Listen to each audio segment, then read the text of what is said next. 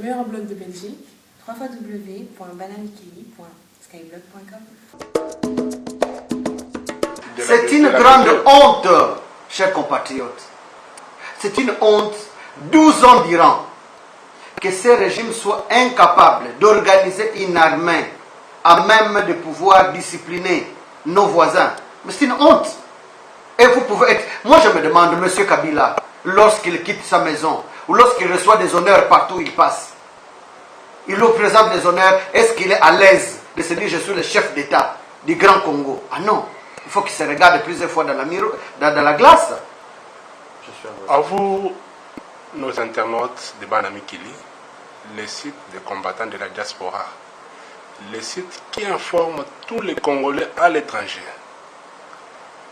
Nous, votre serviteur, nous sommes à votre service tout le temps que vous nous demandez quelque chose, nous le faisions. C'est pour cela, aujourd'hui, c'est avec joie que nous recevions pour la deuxième fois sur notre site l'honorable Bouela. Vous l'avez suivi la fois passée sur la radio de Banamikili et le site de Banamikili au retour du président Etienne Tshisekedi. Et aujourd'hui, nous allons aussi parler avec lui concernant la situation politique de notre pays. Et il doit nous détailler en long et en large. Bonjour, honorable. Bonjour. Honorable, les Congolais de la diaspora sur le site Banamikili veulent en savoir plus. Aujourd'hui, nous allons parler de l'affaire Taganda.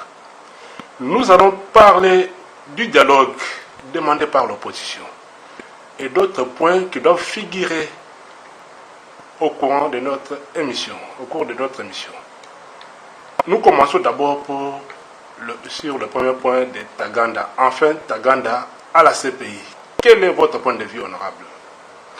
Merci beaucoup. Je commence par saluer tous les compatriotes disséminés à travers le monde, tous les combattants de la liberté, de la libération de notre pays. Ils mènent un combat noble. Ils le mènent à l'extérieur, nous le menons en interne. C'est pas facile, mais nous devons persévérer, nous devons continuer le combat. La victoire est certaine. Ce n'est pas la durée que ça prend qui importe, mais c'est la victoire qui nous attend au finish qui est plus importante. Bosco Taganda a enfin arrêté. Et vous avez suivi ceux qui sont habitués à s'attribuer la victoire, un peu comme le ferait la mouche du coche, que c'est grâce à leur action, ceci, cela.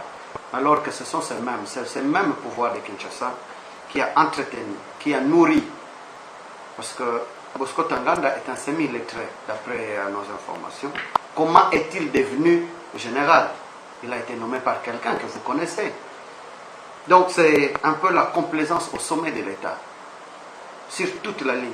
Et Bosco Taganda disait à qui voulait l'entendre que le pouvoir de Kinshasa, c'est où je me trouve, ce que je fais, ce que je mange, et tous mes mouvements sont connus de Kinshasa. Donc il y a eu une grande complicité du pouvoir de Kinshasa, de ceux qui ont pour mission d'agenouiller notre pays, de vendre même, je ne mettrai pas de gants pour le dire, de vendre notre pays. Et cela, nous devons le bouter dehors. Il faut qu'il parte le plus rapidement possible pour libérer notre pays. Parce que figurez-vous, depuis notre jeune enfance, du temps de Mobutu, on a mis tous les torts sur Mobutu, mais au moins, le Congo n'avait jamais été humilié à ce point par le Rwanda. Bien au contraire, c'était nous qui contrôlions le Rwanda à travers le président Mobutu, paix à son âme. Et aujourd'hui, nous avons tous applaudi, nous avions en son temps applaudi l'AFDEL qui venait alors que c'est l'AFDEL qui nous a apporté la misère, l'AFDEL qui nous a mené des infiltrés. Aujourd'hui, nous avons des gens en nationalité douteuse, du sommet de l'État au plus bas niveau. Je dois me demander, en vertu de quoi une petite ethnie, dont on dirait non, ils sont aussi des Congolais, mais nous avons aussi d'autres ethnies. Nous avons je peux citer par exemple les Bambala du Bandundu, je peux citer les Banyanga ou les Bayombe, ou même je peux citer les Banandés, ils n'ont jamais revendiqué pour occuper autant de postes que de certains Banyamulenge sortis Dieu sait d'où. Et de tout temps, nous n'avions jamais entendu parler de ces gens-là. Donc vous comprenez, lorsqu'il est arrêté, chasser les naturels, il revient au galop. Lorsque vous attrapez, même nous parlons français aujourd'hui, mais lorsque j'ai un sérieux problème, lorsque je suis en difficulté, la langue dans laquelle je suis plus à l'aise, n'est-ce pas que je parlerai ma langue naturelle? Pour moi, c'est le Kikongo. Hein? Pour celui qui est né qui est quinois, il parlera la langue qu'il est habitué à parler. Moi, je suis habitué à parler Kikongo, je parle Lingala à certains moments. Mais lorsque quelqu'un qui déclare être né au Rwanda, mais que depuis lors, il a toujours vécu à Kinshasa, il aurait étudié, il a fait ses études au Congo, il a depuis lors vécu au Congo, voulais-je dire, et qu'il soit plus à l'aise à parler à Kinyarwanda. Vous pouvez tout comprendre. Je ne veux pas faire de supputation, mais moi je suis convaincu que ce monsieur n'est pas, et il reste dans l'acte d'accusation et même dans les mandats lancés contre Bosco Tangana, il était clairement dit qu'il est de nationalité rwandaise. Donc qu'il soit arrêté, c'est une chose. Qu'il soit transféré à la CPI, c'est une autre chose. Mais ce qui est plus important, c'est le pouvoir de Kinshasa. C'est qu'il y aura des révélations à la CPI. Des révélations, nous attendons, mais est-ce que nous sommes d'abord convaincus que ce n'est pas c'est pas du plein gré de ceux qui le protégeaient qu'il est parti. Nous sommes convaincus qu'il les a pris des cours parce qu'on l'a beaucoup protégé. S'il peut parler, ce serait bon qu'il mette à nu la complicité, la grande complicité des autorités même de Kinshasa. Et ça, nous attendons. Ok, l'arrestation de Tanganda, c'était pour l'insécurité et tous les manœuvres qui se font à l'Est. Aujourd'hui, les conseillers de sécurité viennent de prendre une décision pour, n'est-ce pas, envoyer une force d'intervention rapide à l'Est de la République démocratique du Congo. Que pensez-vous de cette décision et quel est votre avis? Prendre une telle mesure, c'est bien. Parce que nous l'attendons depuis très longtemps, parce que le pouvoir de Kinshasa a démissionné depuis longtemps. Moi j'ai honte. Mais non, vous parlez qu'il a démissionné, mais il serait juste de ça, c'est une grande honte, chers compatriotes. C'est une honte, 12 ans d'Iran, que ces régimes soient incapables d'organiser une armée à même de pouvoir discipliner nos voisins. Mais c'est une honte. Et vous pouvez être... Moi je me demande, M. Kabila, lorsqu'il quitte sa maison, ou lorsqu'il reçoit des honneurs partout où il passe, il nous présente des honneurs, est-ce qu'il est à l'aise de se dire je suis le chef d'État du Grand Congo? Ah non, il faut qu'il se regarde plusieurs fois dans la glace. C'est pas possible, c'est pas sérieux. Vous êtes un grand chef d'État d'un grand pays comme la République démocratique du Congo, et vous êtes incapable d'organiser une armée qui fait toujours, qui bat en retraite lorsqu'on est devant l'ennemi, une armée qui ne sait pas combattre. Non, mais c'est une honte. Moi, je pense que, n'est-ce pas qu'il a prêté serment d'assurer l'intégrité territoriale, l'article 74 de la Constitution, le serment qu'il a prêté, c'est d'assurer l'intégrité, de protéger l'intégrité territoriale. Là-bas, toute une grande partie du territoire national est occupée. Mais lorsqu'on parle de balkanisation, c'est pas déjà ça la balkanisation? Au niveau du Bas-Congo, près de 1000 mètres sont occupés viennent d'être annexés par l'Angola. Mais ça, c'est un problème. Et personne n'ose lever le petit doigt. Nous sollicitons la parole au niveau de l'Assemblée nationale. On nous en empêche, puisque l'Assemblée nationale est dirigée par les PPRD et autres. Mais c'est ridicule. Où veut-on amener ce pays? Donc, on peut bien voter cette résolution mettant sur pied, instituant une brigade d'intervention. Mais moi, j'ai honte parce que assurer l'intégrité territoriale, c'est parmi les responsabilités, c'est parmi les attributions régaliennes d'un État qui se dit souverain. Et c'est une honte pour moi que mon pays, la République démocratique du Congo, soit dans une situation pratiquement d'éternel assisté. Même pour l'armée, nous devons être incapables de protéger notre territoire, de protéger nos familles, de protéger les personnes et leurs biens. C'est ridicule, nous ne devons pas. Que préconisez-vous, honorable? Ce que nous préconisons, c'est que nous ayons une vraie armée. mais une armée débarrassée de tous les infiltrés que nous avons. Des gens qui hier étaient des pêcheurs dans leur village, aujourd'hui qui sont des généraux. Alors que nous avons des grands généraux formés dans les grandes académies royales, dans des grandes académies militaires, qui sont là, qui sont en train de traîner. Vous savez, nous avons des grands rangers de ces pays, mais qui sont dans la diaspora. Certains font des petits jobs ailleurs, alors que ce sont des gens qui ont étudié avec l'argent du contribuable des Aïrois à l'époque. Et aujourd'hui, parce que ces pouvoirs se méfient de ceux qui ont eu à suivre les grandes formations. Mais regardez, où se trouve aujourd'hui le général Mbouza Mabé? N'est-ce pas que c'est lui-là qui a fait la fierté du pays? Lorsqu'il a remporté de grandes victoires, au lieu de les maintenir à l'est, à la demande de ces gens, on l'amène à l'ouest, on l'amène à Mwanda, où on n'avait même pas besoin de lui. Moralité, il a perdu la vie et il est sous terre. Est-ce qu'il saura encore défendre la République? Nous avons beaucoup de hauts officiers qui ont suivi des formations, donc nous préconisons une vraie mise en place d'une vraie armée à la hauteur du grand pays, la République démocratique du Congo, et non une armée qui soit indigne de ce nom. Ok, honorable, passons maintenant, comme l'émission est sur Internet, nous allons vite, maintenant parlons du dialogue. Honorable, l'opposition demande le dialogue. Pourquoi le dialogue? Le dialogue, nous l'avons demandé depuis depuis la publication des résultats, parce que vous savez, c'est un secret de polichinelle que M. Kabila n'a jamais gagné les élections. Il ne les a pas gagnées. Et le premier à en être conscient, c'est lui-même.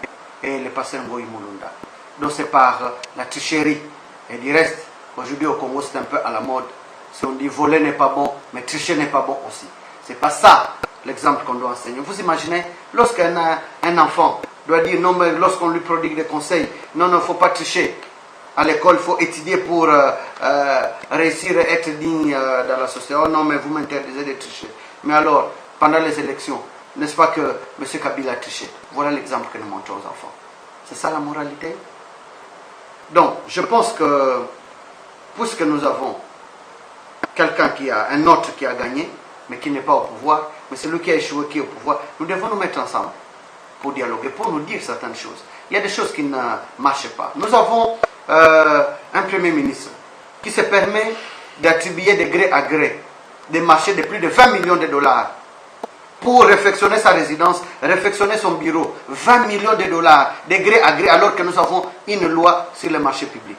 Mais ça ne va pas, c'est un problème. Lorsque nous avons les finances publiques qui sont gérées par des étrangers, je parle des Chinois, on ne peut pas concéder la gestion des finances publiques. Je parle de la nationale numéro 1. Ce sont les Chinois qui perçoivent l'argent sur tous les véhicules qui passent. Mais ce n'est pas normal. S'il y a un contrat, si les Chinois ont eu à réaliser certains travaux dans la capitale, les boulevards, on parle du boulevard encore, faudrait-il dire que ça coûtait trop cher, nous devons faire un audit pour savoir combien déjà ils ont perçu. Quel est les trop perçus ou les manques à gagner qui encore, pour que nous-mêmes nous gérons et nous savons payer, nous sachions payer. Il est inadmissible que nous ayons des problèmes comme cela. Mais nous avons aussi d'autres problèmes. Cette grande mesure impopulaire interdisant l'importation de véhicules vieux de plus de 10 ans. Mais il n'y a pas une mesure plus impopulaire que celle-là, plus irrationnelle que celle-là. Oh non, dans d'autres pays, on ne peut pas importer un pays de plus. Mais comparaison n'est pas raison. Est-ce que nous avons le pouvoir d'achat des Angolais, ou des Brazzavillois, ou des Gabonais? Mais non. Est-ce que chez nous, on peut monter des véhicules? Mais lorsqu'ils disent qu'il faut créer la classe moyenne, comment les Congolais peuvent créer des emplois?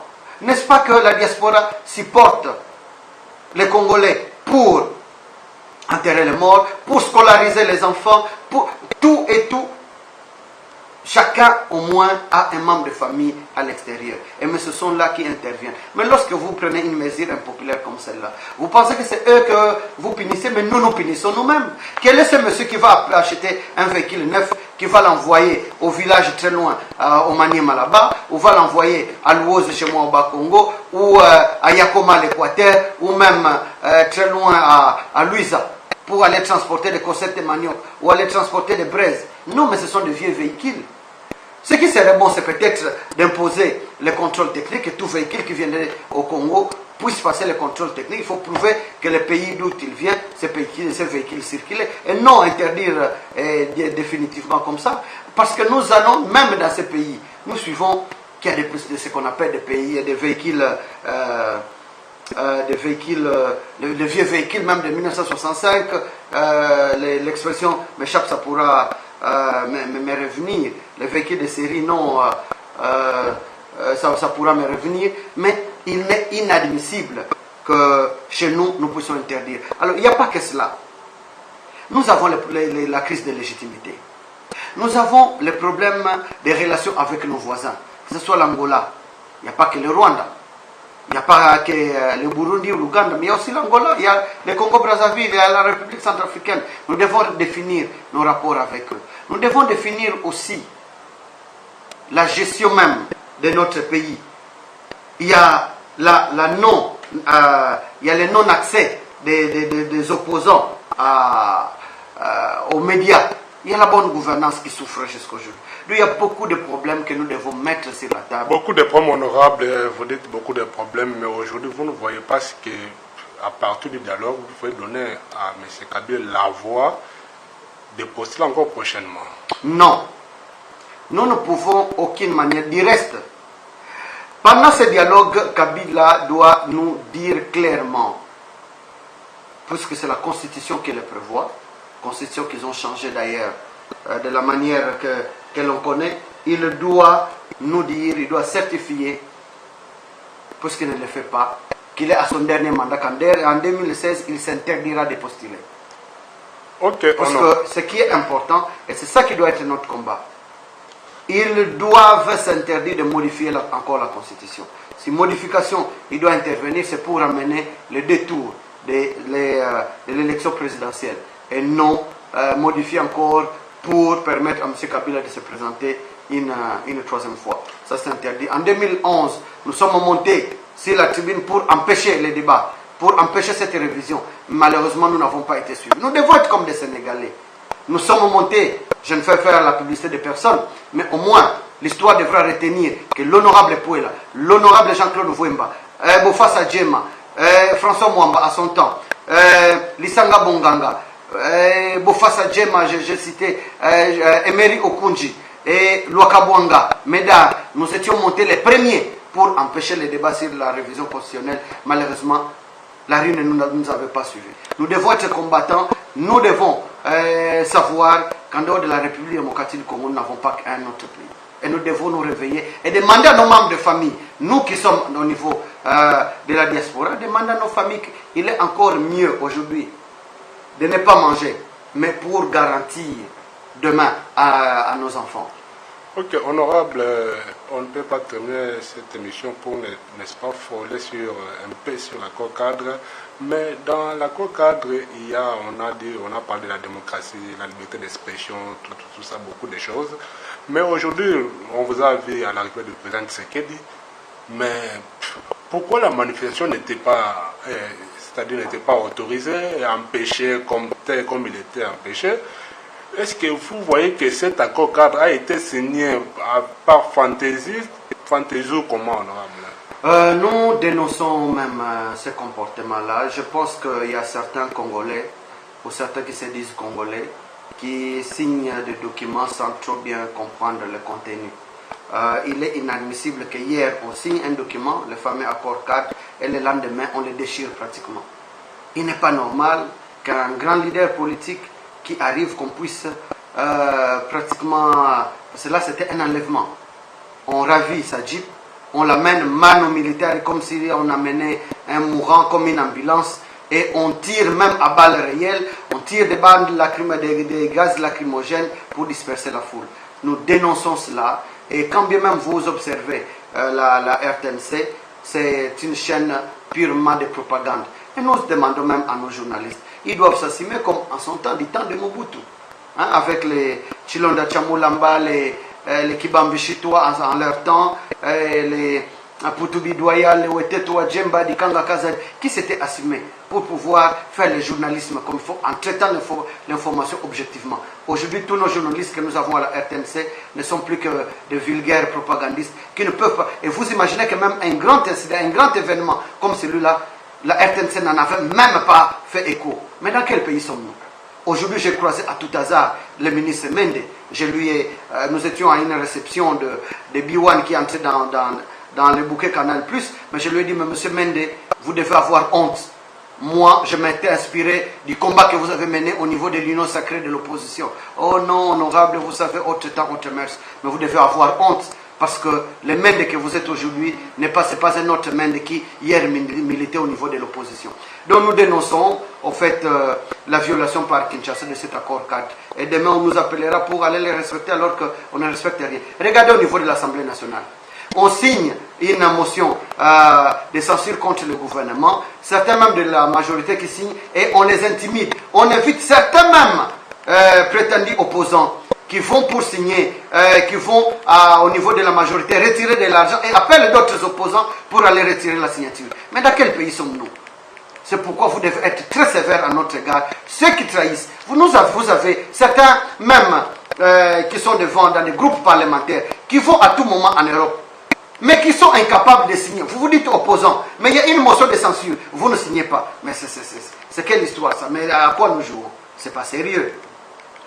Ok, honorable, nous avons à la fin de notre entretien un mot pour les Congolais de la diaspora. Nous devons travailler en synergie. Il appartient aux frères et sœurs congolais qui nous suivent à cet instant de mobiliser, d'encourager nos compatriotes.